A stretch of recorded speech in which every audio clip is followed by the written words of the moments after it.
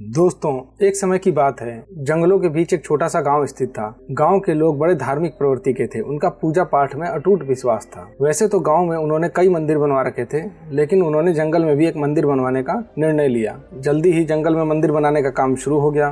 गांव के कुशल कारीगर उस काम में लगवाए गए, जो दिन भर काम में जुटे रहते। निर्माण का काम सुबह से लेकर के शाम तक चलता था। सुबह से शाम तक कारीगर वहाँ काम करते, बस दोपहर में भोजन करने अपने गाँव चले जाया करते। उस समय मंदिर में कोई नहीं रहता था। रोज की तरह एक दोपहर सभी कारीगर अपने गांव आए हुए थे। तभी दूसरे जंगल से आया बंदरों का एक दल उस जंगल में आ पहुंचा। इधर उधर भटकते हुए बंदरों के दल ने निर्माणाधीन मंदिर के पास आ धमके और उछल कूद मचाने लगे। कारीगरों के भोजन के लिए गए होने के कारण उन्हें रोक टोक करने वाला कोई नहीं था। मंदिर में उस समय लकड़ी का काम चल रहा था। चीरी हुई सहतूत की अन्य लकड़ियां इधर उधर पड़ी हुई थी। तभी कई शरारती बंदर लकड़ियों पर उछल कूद मचाने लगे। तब उनके सरदार ने उन्हें वहां जाने से मना किया, किंतु एक बंदर बहुत शरारती और बहुत हठी था। उसने सरदार की बात बिल्कुल नहीं मानी। सभी बंदर जहाँ पेड़ पर चढ़ गए, वहीं एक शरारती बंदर सहतूत की लकड़ियों पर धमाचौकड़ी करने लगा। वहाँ सहतूत के कई अधचीरे लट्ठे पड़े हुए थे।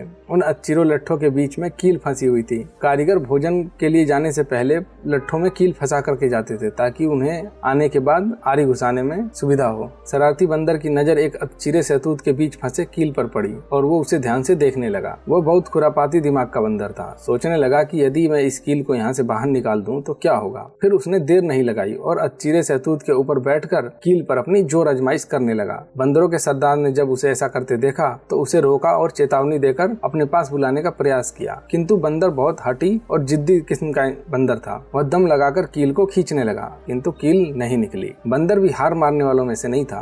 वह और जोर से कील को खींचने लगा। इस जोर आजमाइश में उसकी पूंछ दो लकड़ियों के बीच में आकर फंस गई, किंतु कील खींचने में लगा बंदर इस ओर ध्यान नहीं दे सका और अपनी धुन में लगा रहा। कुछ देर तक कील को खींचने पर वह थोड़ी मोड़ी हिलने लगी। यह देख बंदर खुश हुआ और दोगुने उत्साह से कील को निकालने लगा। अंत में उसका प्रयास सफल रहा और अंत में जोर के झटके के साथ वो कील बाहर आ गई। किंतु जैसे ही कील बाहर आई, अधचीरे पाट आपस में आकर मिले और बंदर की पूंछ वहां पर दब गई। बंदर दर्द से चीख उठा। कराते हुए उसने वहां से निकलने का भरसक प्रयास किया, किंतु नाकाम रहा। वह जितना दम लगाकर वहां से निकलने का प्रयास करता, उसकी पूंछ उतनी ज्यादा जख्मी होती जाती। बहुत देर तक वह वहां फंसा रहा और तड़पता रहा। अन्य बंदर भी उसकी सहायता करने में असमर्थ थे। अंत में उसे वहां वैसे ही छोड़कर जाना पड़ा। वहीं फंसे फंसे अत्यधिक रक्त बह जाने के कारण बंदर की मृत्यु हो गई। दोस्तों, जिस काम की जानकारी हमें नहीं हो, उसमें अनावश्यक हस्तक्षेप करना मूर्खता होती है। ऐसा करना मुसीबत को बुलावा देना होता है। ऐसी ही कहानियां सुनने के लिए आप हमारे चैनल को लाइक करें, फॉलो करें, सब्सक्राइब करें।